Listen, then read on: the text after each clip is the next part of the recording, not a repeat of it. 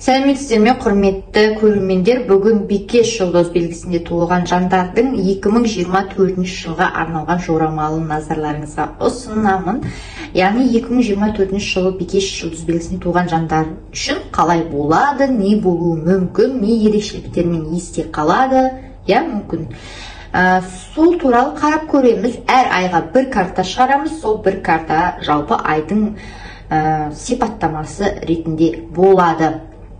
Бірінші сол 12 айға бір-бір картадан шығарып аламыз, және соны біртіндеп ашып отырып не істейміз? Жорамал жасаймыз. Ал бастайық. Бикеш жұлдыз белгісі 2024 жыл. Егер 2024 жылы пландаған дүниелеріңіз болса, күтетін дүниелеріңіз болса, сұрақтарыңыз болса, іштеріңізден ойланып қойып отырсаңыздар болады. Соған қарай мүмкін картада шығып қалар, Ал бірінші 2024 жыл Бикештер қаңтар айы.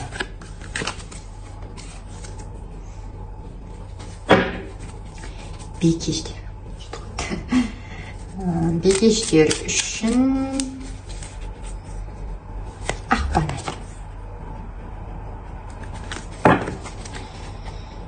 Наурыз айы.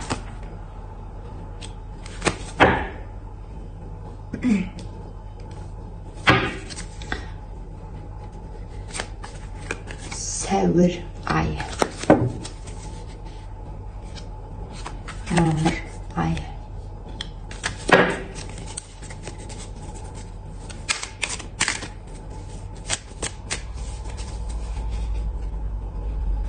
Маусым айы.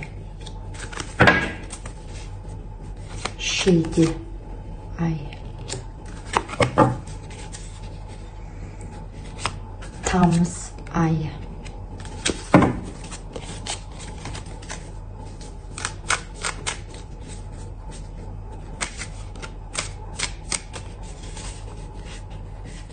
Қыркүйек айы.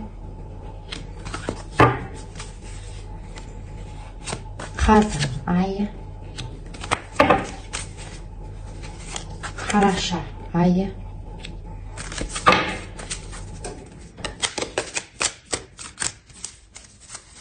Және желтоқсан айы. Ал шығардық. Енді бастаймыз. Негізі көп жағдайда 2024 жалпы 2024 болғанда жаңа жыл, жаңа жылдың қалай болатыны примерно желтоқсан айынан бастап уже сезіле бастайды. Сол сияқты сізде желтоқсан айында мүмкін белгілі бір дүниелер басталып жатқан шығар, сізді 24-ке қарай, жаңа жылға қарай аттататын, бастататын деген, бастайтын. Сондықтан да примерно көретін боламыз. Қаңтар айы бірінші ай. Қаңтар айы Бикештер жұлдыз белгісі үшін өте қолайлы ай, өте жеңіл ай, жаңа бастаулардың айы. Сізде как будто жаңа жыл басталады, и жаңа мүмкіндіктер, жаңа өмір, жаңа Бикеш жұлдыз белгісі туылатын секілді. Бұл жерде тағы айтатыным бизнес, кәсіп, іс-әрекет, жұмыстар, новый идея, жаңа мүмкіндіктер, өз-өзіңізді жаңа қырынан ашылдыру, шығару, таныту, көрсету, мүмкіндіктеріңізді көрсету, бұрын жасамаған іспен айналысу мүлдем, бұрын білмейтін, көрмеген дүниені көру, білу, байқау, ұстау, немесе бір жерге көшу, орналасу, жұмыс бастау, іс бастау, бизнес, жеке өзіңіздің бизнесіңізді бастауыңыз. Енді мына карта көп жағдайда соны білдіреді. Бұл жерде енді бұл карта бойынша жаңа жұмыс, жаңа идея, жаңа іс-әрекет, но басқаша. Яғни сіз бұрын істемеген, немесе басқа ортаға бару, басқа жұмысқа орналасу, немесе белгілі жұмыссыз жүрген болсаңыз жұмысқа орналасу, көшу, тағы не?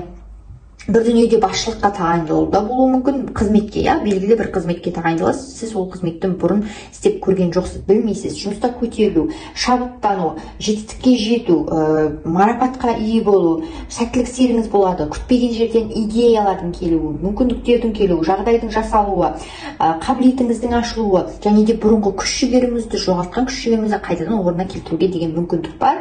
Сенімділігіңізге, және өзіңіздің неңізге жаңағы идеяңызға, ойыңызға, мақсатыңызға сенімді болыңыз, арманыңызға сенімді болыңыз, сол жөнінде, яғни сол негізде, соның жолында әрекет етіңіз. Сол кезде барлығы да өте жақсы болатынына айланалық. Әрекеттің айы болады. Характер, өзіңіздің үзілмейтін жаңағыдай, жалпы бикеш жұлдыз белгісінде жандар өте белсенді, кез келген нәрсені бірден алып кететін жандар. Сондай бір қасиетіңізді, қабілетіңізді осы кезде көрсететін уақыт, және сондай қабілетіңіз одан сайын өзін басқа қырынан көрсете бастайды. Жағдайды өзіңізді қолыңызға алу керек болады. Үйдегі белгілі бір жағдай ма, әлде болмаса жұмыста ма, сізді бір дүниеге жауапты қылып қою мүмкін, жауапкершілігі артып, немесе жоба басқару деген сияқты дүниелер болады. Және бұл жерде тағы айтатыным, қаттылық мінезіңізді көрсете біліңіз бұл айда. Келесі ай ақпан айы. Ақпан айы әрине сіздер үшін әдемі, керемет. Не то, что әдемі, кереметтен мықты ай болады. Бұл бақыттың айы. Бақыттың айы, сіз және бұл жерде лайықты бақытқа ие болып тұрсыз. Яғни сіз сол үшін әрекет еттіңіз, жүгірдіңіз, жұмыс істедіңіз, және соның жемісін жеу. Мүмкін біреулерге, басқа адамдарға көмектескен жақсылығыңыз үшін сізге ол адамдар қайтарады, немесе жұмыстағы бұрынғы әрекеттеріңіз үшін сіз қызметте көтерілесіз, болмаса балаңыз мысалы өсіріп жетілдірдіңіз, ол балаңыз сіздің үмітіңізді ақтады деген сияқты дүниелерде болуы әбден мүмкін. Енді қараңыз, кез келген карта тікелей адамның өзіне шығу, көп жағдайда өзіне шығады, но кейбір жағдайда отбасының мүшелеріне шығады, және сол дүние сізге әсер етеді тікелей. Қатты, мысалы балаңызды қатты жақсы көріп, соны ойлайтын болсаңыз, балаңыздың көтерілгені де түскені де ол тікелей сіздің көтерілгеніңіз бен түскеніңіз сияқты болып тұрады. Сондықтан да кейде жақындарыңызға көрінуі мүмкін бұл карта. Жалпы карта. Енді жақсы кездесулер, тұрақтылық, нақтылық болады, ақшада да тұрақтылық, эмоцияда да тұрақтылық, және сабырлық, серьезно, прям сондай боласыз, сабырлы, сондай.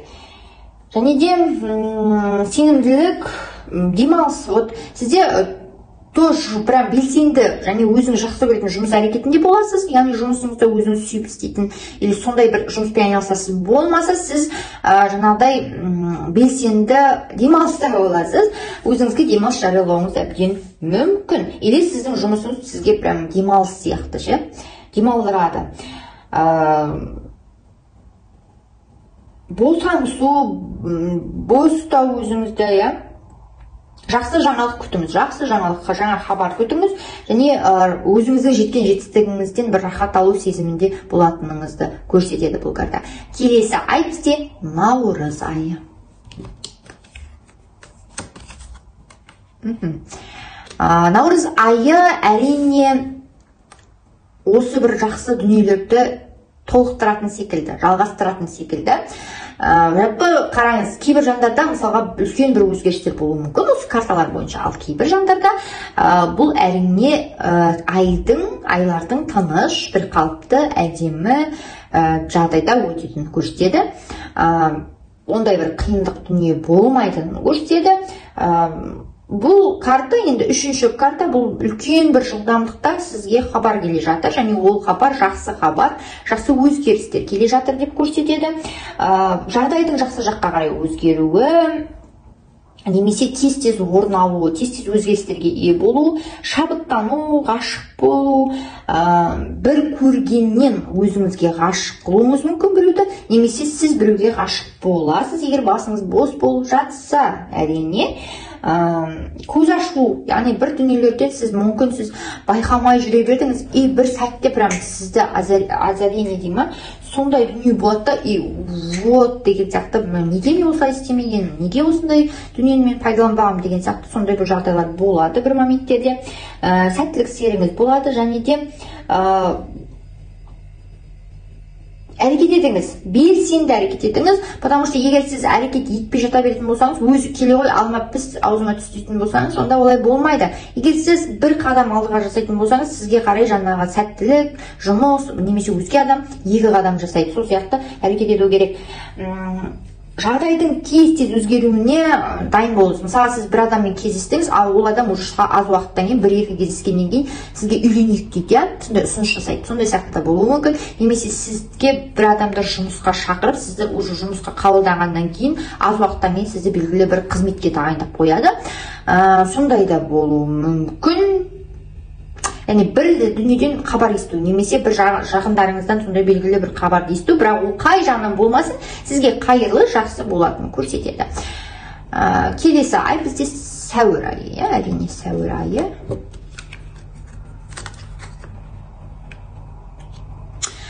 Сәуір айы сіздер үшін молшылықтың айы болады, ақшаның айы болады. Бұл айды мен жаман деп айтпаймын, потому что ақша ол енді басты қазіргі кезде нақты маңызды дүниелердің біріне айналғаны өтірік емес, и сізде отбасылық бақыт толығуды да білдіреді, ақшаның көбеюін де білдіреді. Мысалы, сіз бұрынғы жасаған еңбек әрекеттеріңіз үшін табысыңызды аласыз, немесе біреуге берген ақшаңызды қайтарып аласыз, немесе отбасыңызда көбейлулер болады, толығулар болады, или болмаса бұл жұмыстағы көбеюді білдіреді. Мысалы, сіздің командаңызға немесе жұмысыңызға істейді бір адамдар қосылып көбейеді. Карта бақыттыны білдіреді, но денсаулыққа келетін болсақ, денсаулығыңыз жаман болмайды дегенмен де тұқым қуалайтын бір белгілі бір жағдайлар болуы мүмкін. Мысалы, сіздің отбасыңызда біреуде бір жері ауыратын болған болса, сол дүние сізге берілуі мүмкін. Сондықтан өте мұқият болыңыз, бұл тұста. Жеге қарамаңыз ештеңеге. Отбасылық жақсылық болады, молшылық, байлық, және тұрмысқа шығу. Если тұрмысқа шығу көрінетін болатын болса, бұл айда выгодны, яғни сізге өте жақсы, тиімді, ыңғайлы, кереметтей отбасы болу ықтималдығы жоғары, яғни нақтылық сезімде де барлығында да нақтылық болады, жұмыста да нақтылық болады, қарым-қатынаста да нақтылық болады. Жақсы жетістіктерге жету, сәттілікке ие болу, және бұл жерде тағы айтатыным, мен бұл карта бойынша біреу адамдардың көп көзіне түсуіңіз мүмкін, таңғалуы мүмкін. Мысалы, бұл қалай осындай жетістікке аз уақытта жетті деген сияқты да таңғалыстар, содан сіз бір как будто центр внимания боласыз да, и бар адам сізге көзін бүйтіп сүзіп қарауы мүмкін. Даму, молшылық өмір, және бұл жерде тағы да айтатыным, егер сіз ондай бір мүмкіндігіңіз болмайтын болса, ондай ақша табу деген сияқты, қарапайым болсаңыз дегенім ғой, енді былайша, онда сізге бір адам мысалға өзінің қамқорлығын көрсетіп, өзінің несіне алуы мүмкін, қол астына алуы мүмкін, және сізге поддержка береді, ақшалай болсын, басқасар болсын, яғни қолдауын көрсететін болады, немесе сіздің жұмысқа орналасуыңызға өзге бір адамның араласуы, көмек беруі, солай, немесе ақшамен жұмысқа тұру. Енді әркімде әртүрлі, но енді ондай да болуы мүмкін. Тағы не? Барлығы жақсы, сабырлы боласыз, ақылдырақ боласыз десе де болады, яғни барлығын ақылмен, сабырмен шешуге ұмтыласыз. Сондай сияқты жағдай болады. Мамыр айы сіз үшін қандай болмақ? Опана. Енді мамыр айы ол жай ай болмайтыны белгілі. Жай ай, жеңіл ай, немесе бір жай өтіп кететін тыныш ай болмайды. Соны естеріңізде сақтаңыздар. Себебі бұл жерде үзілді-кесілді астан-кестен, не то что астан-кестен деп те айтпақ қой, енді қорқытып. 180 градусқа өмірде өзгерістердің бастамасы бұл айда болады, мамыр айында. Яғни сіздің бұрынғы өмірге деген көзқарасыңыз, немесе өзіңіздің өмірлік жаңағы образ жизни дейді, өзгереді, яғни өміріңіз өзгере бастайды. Мүмкін сіз мүлдем басқа жаққа көшіп кетесіз, немесе басқа жерге жұмысқа тұрасыз, ортаңызды түбегейлі өзгертесіз. Ол орта дегенде мысалға қараңыз, бұл отбасыға да байланысты болуы мүмкін, жұмысқа да байланысты болуы мүмкін. Сондықтан да сізде басқаша ойлап, тек қана жұмысқа қатысты деп ойламаңыздар. Бірақ көп жағдайда жұмысқа қатысты, но бұл адамның бір амалсыздан тағдырдың өзгерістеріне ілесіп көнуін білдіреді, яғни тағдыр сізді қаяққа қарай апарып тастайды, сіз соққа қарай барасыз. Мысалға сіз қаладан ауылға кетіп қалуыңыз мүмкін, бұрын енді қиын болатын, бұрын тұрмаған мүмкін да, немесе ауылдан қалаға кетіп қаласыз, амалсыздан әрине, ол дүниені сіз жоспарлаған жоқсыз, жағдай солай болды, сіз сол жағдайға қарай әрекет етіп жатырсыз. Не болып кеткенін түсінбей қалатын жағдай болады. Және де тез өзгерістер болады, прям тез. Кейбір жағдайда кейбір адамдардың үмітінің үзілуі, мысалға бір дүниені үлкен планда отырсаңыз, сізде уже планыңыздың, яғни жоспарыңыздың барлығын өзгертуге тура келетін болады. Себебі мысалға бір нәрсе сатып алған деп отырсыз, бірақ ақша түспей қалды деген сияқты ғой енді. Сол кезде сіз не істейсіз, оны сатып алуды кейінге қалдырасыз. Сондай жағдай өзгерістер болады. Арманда, қиялда өмір сүрмей ақ қойыңыз, ол тұрған жеріңізден немесе жұмысыңыздан, тағы бір дүниелерден ұстап қалам деп айырмай қалам, осы ұстап алам, сақтап қалам деп ойламай қойыңыз. Ол болмайды бәрібір. Болмайды, болды. Сатқындық, біреудің тарапынан сатқындық байқауыңыз мүмкін, ол әріптесіңізден, немесе досыңыздан, немесе күйеуіңізден, үйіңізде туысқаныңыздан, сондай сияқты бір сатқындықты байқайтын боласыз мүмкін. Немесе қызғаныш, өзге адамдардың қызғанышы, көре алмауы, сыртыңыздан әңгіме айту, сізді біреуге жаманатты қылып көрсетуі деген сияқты, немесе орныңызға таласу деген сияқты да болуы мүмкін. Қатты көңіл қалу біреулерден, біреудің қаттылығынан, біреудің сондай бір әрекеттерінен, опасыз әрекеттерінен көңіл қалу болады. Денсаулығыңызға мықты болыңыз, мұқият болыңыз. Қатты стресске салынып кетпеңіз, потому что бұл стрессовый уақыт болады, яғни күйзелістің уақыты болады, ашуланудың уақыты болады. Сіз сондай бір кішкентай тұрып кетсе болды, ашуланатындай жағдайда жүресіз. Бірақ ол нәрсенің барлығы өзіңізге тікелей әсер етуі мүмкін денсаулығыңызға. Желательно ондайды қойғаныңыз дұрыс, яғни басқаныңыз, ондай эмоциялық жағдайыңызда. Табиғат апаттардан сақ болыңыз, өйткені мысалға көлікте абай болғаныңыз дұрыс. Сосын жағдай бір табиғи жағдайлардан байқаңыз. Мысалы бір жерге путешествиеге, саяхатқа барған кезде тағы бір жағдайлар болады енді, немесе сол бір ауладағы жағдай болсын, сондай бір жағдайлардың байқап жүргеніңіз дұрыс. Бір жаңалықтар келуі мүмкін, ол жаңалық сіздің өміріңізді прям өзгертетін болады. Ол жаңалық әрине бірінші баста ұнамайды сізге, ұнамайды. Бірінші баста емес, жалпы ұнамайды, шок болуыңыз мүмкін сол жаңалықтан, но жаймен деп уже өміріңіздің өзгеріп, содан кейін өміріңіздің өзгергенін байқайсыз. Келесі ай әрине маусым.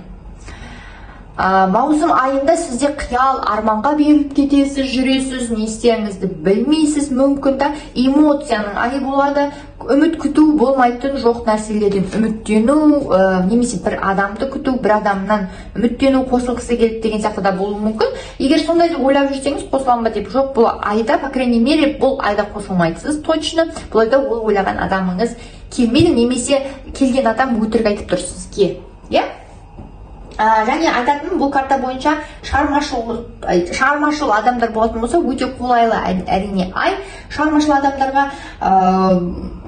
үзілген үміттер болуы мүмкін, махаббатқа берілу айы болады. Если бір сезімнің жетегінде жүріп, мысалы ол адамды әлі білмеді, но сол адаммен бір болашақ құрып сияқты жүруі мүмкін. Ол бірақ дұрыс емес әрине. Үміттену, мысалы бір жағдайдан, бір орыннан, жұмыс орнынан, немесе бір қызметтен үміттену, махаббаттан үміттену, бір адамнан үміттену, уайым болады деп айттым ғой. Алаяқтардан сақ болыңыз. Бұл айда айтатыным, біреуге өзіңіздің жоспарыңызды біреумен бөлісудің қажеті жоқ. Сосын айтатыным, бұл карта бойынша өзіңіздің құпия дүниелеріңізді айтудың қажеті жоқ. Бермеңіз де ешкімге артық дүние, яғни ақша қарызға беру деген нежелательно. Және ақшаларыңызға мұқият болыңыз. Интернет мошенниктер, яғни интернет алаяқтардан да байқаңыз.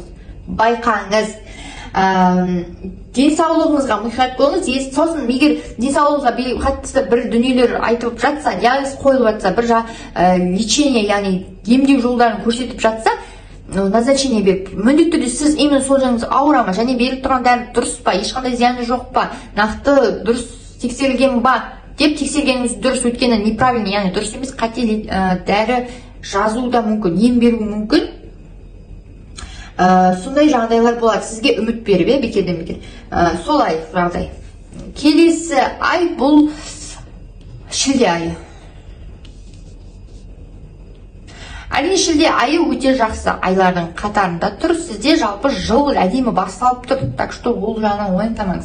Идеальный. Только мына жердегі это қай уақытта енді сол моменттерде байқайсыз, және айлық жорамалмен байланыстырыңыз карталарды, түсіндіңіз ба? Потому что нақтыланады ситуация, нақтыланады айлық жорамалмен. Енді мына карта деген ақша ғой, енді көріп тұрсыз ғой, не дегенмен де ақша, ақша бар жерде негізі жақсы болады ғой, былайша жаман болмайды. Әрине ақша бар жерде ол бір жағынан сенімділік бар шығар. Енді мына картада адамның сараңдылығын да көрсетеді дегенмен де, тойынғанын да көрсетеді. Адамның сараңдылығын да көрсетіп тұр негізі. Сараң болмаңыз деп айтамын мен. Желательно сараң болмағаныңыз дұрыс, потому что одан сізге пайда жоқ. Тағы да айтатыным, тек қана өзінің пайдасын ойлау. Бұл айда сізде сондай болады. Бұл енді жаман деп айтуға болмайды. Неге? Потому что сізде бір мәселелер болып тұрып, бір жағдай болып тұрып, сіз өзіңіздің жағдайыңызды ойлап, соған байланысты сол мәселені шешу үшін әрекет етсеңіз, ол жаман емес. Ол жақсы, әрине. Бірақ енді кейбір адамдар, мысалға, екі адамның ортасында таңдайтын болса, мысалға, ақшасы бар жігіт пен ақшасы жоқ жігіт болатын болса, әрине ақшасы бар жігітті таңдап кететіні сөзсіз. Махаббаттың болмауы, сезімнің болмауы болады, просто қарым-қатынас әрине. Шектеу, белгілі бір дүниелерде өзіңізді шектеуіңіз мүмкін, тұрақтылық дегенмен де молшылық болады. Но материальный жағдайынан сізде, яғни чувство, сезім жағынан жеткіліксіздіктер дүниелер болатын болса, яғни жетпейді сізге сезім, сондай эмоция, но материалдық дүние керісінше соны толықтырып жетіп тұрған сияқты. Болшылықтағы өмірді білдіреді, яғни сараңдылықты білдіреді, тіпті іші тарихты да білдіруі мүмкін. Сондай бір қасиеттер бұл айда сізде болуы әбден мүмкін, әрине. Біреуге бір нәрсеңізді бергіңіз келмей деген сияқты, тығып қалу деген сияқты да болуы мүмкін.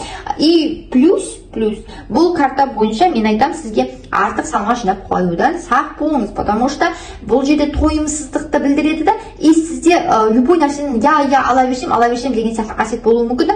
Но енді кейбір жағдайда бұл осознанно болмай қалады, адам байқамай қалады, неге өйтіп істеп жатқанда. Вот сондай сияқты сізде ақшадан да, тамақтан да сондай сияқты болуы мүмкін. Тіпті кейде адамдар стресстің кесірінен тамақ жей береді, сөйтіп артық салмақ қосып қоюы мүмкінсіз. Тұқымыңызда белгілі бір адамдарда бір жер ауырған болса, сондай бір қасиет сізге тағы берілуі мүмкін. Түсіндіңіз, ол уже екінші шығып тұрады бұндай дүние сізде. Сондықтан байқаңыз, денсаулығыңызға өте мұқият болғаныңыз дұрыс. Только материальный дүниені ойлап тұрсыз, себебі сізде ақшаны қайдан табам, қалай табам, не істесем болады, кредитімді, яғни несиемді қалай жабам, мына қарыздан қалай құтылам деген сияқты оймен сіз тек ақшаны қайдан табам, не істеймін, қалай ақшаны көбейтем деген оймен тұрсыз. Көп жағдайда сондай. Сондықтан да енді материальный дүниені ойлаймын деп, мүмкін өміріңіздің, жеке өміріңізді қалдырып, бір жаққа ысырып қоймағаныңыз да дұрыс шығар, білмеймін енді. Сөйтіп қоясыз, бірақ примерно бұл айда. Солай, енді тамыз айы сіздерге қалай болмақ? Тамыз айы өте әрине керемет. Сіздер үшін өте қуаныштымын.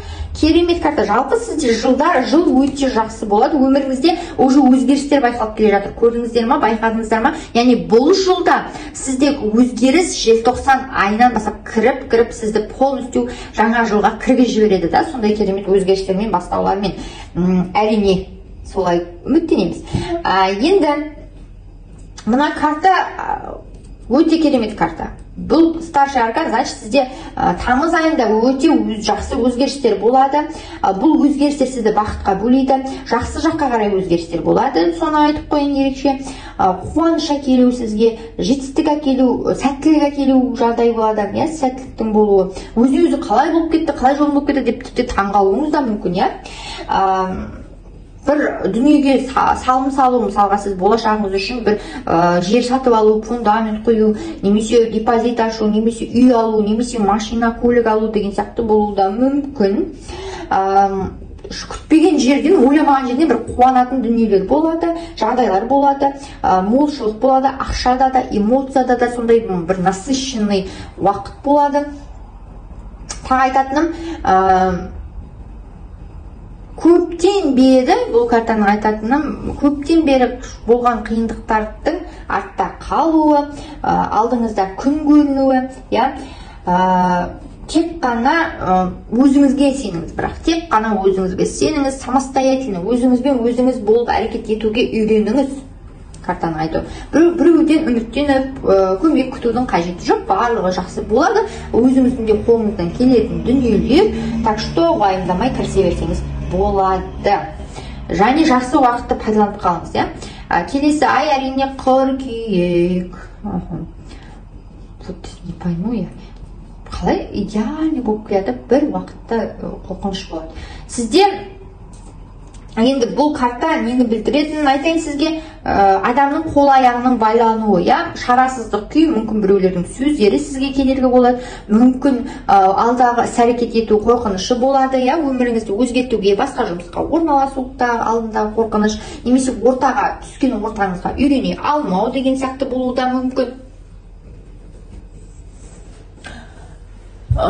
Және бұл карта енді бұл карта көріп қой, адамның қалай жүретінін білмей тұр, қалай әрекет ететінін білмей тұр. Тіпті әрекет етейін десе де амалсыздан жағдайға бағынып әрекет ете алмай тұр. Бұл жерде тәуелділік, бір дүниеге тәуелділік, бір адамға, жағдайға тәуелділік, ситуацияға тәуелділік. Яғни, мысалға сіз жұмысыңызды ауыстырғыңыз келеді, но ол жұмыстан кетейін десеңіз, сіздің ақша біреуге қарызсыз, немесе несиеңіз бар, соны төлеу үшін несіз амалсыз сол жерде жұмыс істеу керексіз. Вот. Или болмаса сізде бір жерден көшіп кетейін десеңіз, бір жұмыстан кетейін десеңіз, қорқасыз. Қорқыныш бар. Мен кейін қалай жұмыс табамын, немесе ол жақта қалай орналасып бекіе аламын ба, үйренісе аламын ба деген сияқты қорқыныш болады. Тәуелділік, қорқынышыңызға тәуелділік, жағдайға тәуелділік, немесе ақшаға тәуелділік болады. Денсаулығыңызға мұқият болыңыз. Ерік жігердің бұл жерде болмауын да көрсетеді. Яғни әрекет ете алмай тұрсыз, сондай дымға қызығушылығыңыз жоқ, ұмтылысыңыз болмай тұр, потому что шаршап тұрсыз бір жағынан, екінші жағынан уже ешқандай бір алдыға қарайын десеңіз, дым бір жолды көріп тұрған жоқсыз. Яғни мүмкіндікті көріп тұрған жоқсыз, не істеріңізді білмей тұрсыз, бірақ жағдай сізді қысып тұр. Солай, келесі ай әрине қазан айы. И сөйтесіз, сіз не істейсіз? Қазан айында бір ойға келесіз, бірақ ол ойды жасайын ба? Бір дүние ойыңызда тұр, ол дүниені жасайын ба, жасамайын ба? Күмән бар сізде. Мықты күмән бар, сол күмәнді сейілту керек. Әрине, махаббат сезіміне қатысты болуы да мүмкін, жұмысқа қатысты болуы да мүмкін. Яғни сіз біреуге тұрмысқа шығам, шықпайын, немесе біреуге үйленейін ба, үйленбейін ба, или вообще үйленейін ба, үйленбейін ба, жұмысқа тұрайын ба, тұрмайын ба, бір жерге көшейін ба, көшпейін ба, бір істі бастайын ба, бастамайын ба, тағы да не, жағдайды бағалап тұрсыз, ойланып тұрсыз, бірақ қадамды жасау керек. Сіз ойланбаңыз. Мен сізге бұл карта бойынша өзімнің кеңесімді айтайын. Бұл жерде сіз ойланып, уақыт кетірмей, сразу істеп кетіңіз, потому что бәрі сол істейсіз. Түсіндіңіз бе? Бір жерге көшейін ба, көшпейін ба десеңіз, көшіп кетіңіз. Барайын ба, бармайын ба десеңіз, барыңыз. Біреумен жұмыс жасайын ба, жасамайын ба десеңіз, жасаңыз. Бұл алдағы уақыттағы бір ұзақ уақытқа дейінгі дүниені жоспарлауды білдіреді. Мүмкіндіктер беріп тұрма, сол мүмкіндікті прям уақытысымен нақты қызып тұрған кезінде пайдаланып қалғаныңыз дұрыс.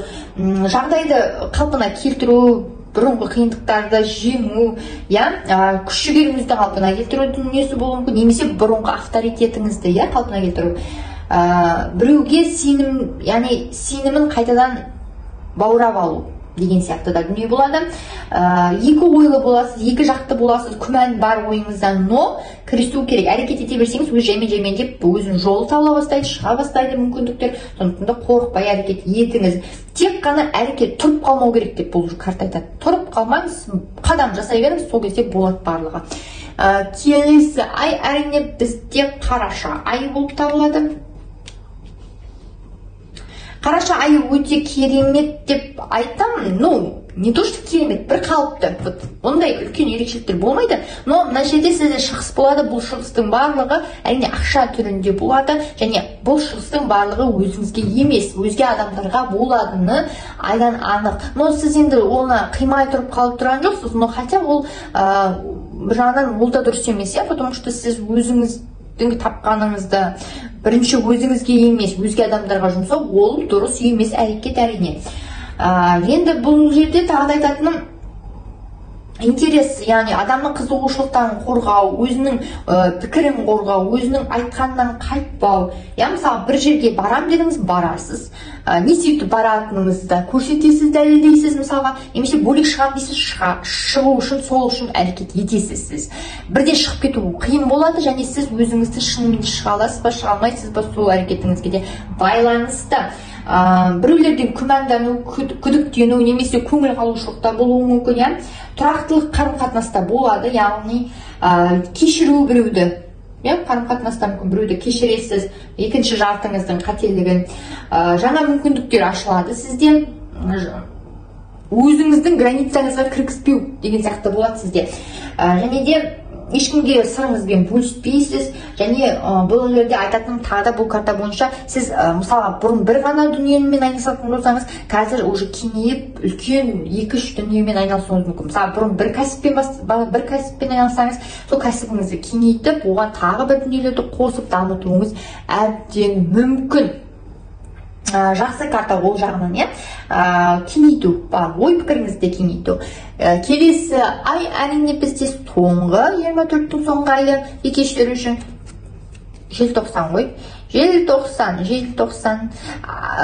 негізі бұл карта мүмкіндікті білдіреді. Мүмкіндік, сізде үмітіңізді үзбеңіз, ештеңеден үмітіңізді үзбеңіз, барлығы бар, әрине үміт бар.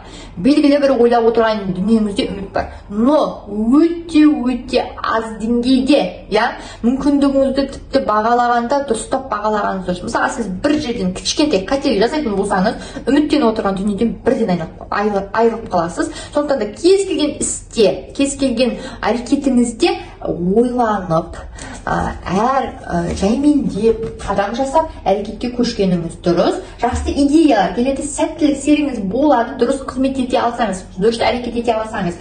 Но егер кішкентай тайып кететін болсаңыз, әлсіздік танытсаңыз, немесе ойыңызбен бөлісіп, жоспарыңызбен бөлісіп, біреуге сеніп қалатын болсаңыз, тек өзіңіз есеңіз, онда сразу айырыласыз бәрінен, жеңілесіз бәрінен, сондай бір жағдайдың әділетсіз болғанына тап боласыз. Ондай болғыңыз келмесе, дұрыстап ойланып әрекет етіңіз. Бұл бір жағынан жаңағыдай жетістікке жетуге деген сізге үміт беріп тұр, но если чуть-чуть қателестіңіз, барлығын жермен жексен қылып, 180 градусқа өміріңізді өзгертіп жібереді. Агрессия танытпаңыз, ештеңеге ашуланбаңыз, біреуді ренжітіп қоюдан сақ болыңыз. Өзіңіз іштей тыйып, ашулана беріп, стрессовать, яғни күйзеліске түсіп, денсаулығыңызға байқаңыз, потому что если сондай күйзеліс жинала беретін болса, ішіңізде камушек болып, сізде тіпті денсаулығыңызға әсер етіп, қатты сырқаттанып қалу қаупіңіз бар. Сондықтан да олай болмасын. Настроение, яғни көңіл күйіңіз өте құбылмалы болады, түсіңкі болады, болмайтын нәрселерге ашуланып жүруіңіз мүмкін, солай, кейбіреулерде тіпті хирургический вмешательство болады, яғни біреулерде операция ота болуы мүмкін. Барлығымызда демеймін, кейбір адамдарда сондай. Яғни өзгеріс, прям точно өзгеріс болатын көрсетеді, бірақ бұл айда.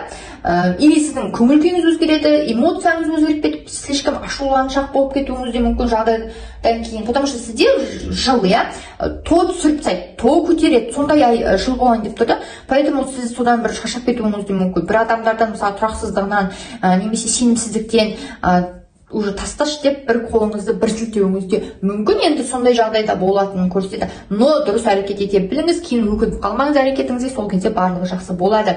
Ойланып әрекет етсеңіз, сонда да денсаулық бірінші кезекте, соны ойлаңыз. Ақша деуген де болмайды. Міне, осындай айларыңыз, жылдарыңыз, 2024 жылдың жылдық жорамалы осындай. Бикештер жұлдыз белгісінде міндетті түрде өздеріңіздің қолдауларыңызды күтіп, келесі жорамалды кездескенше сау болыңыздар.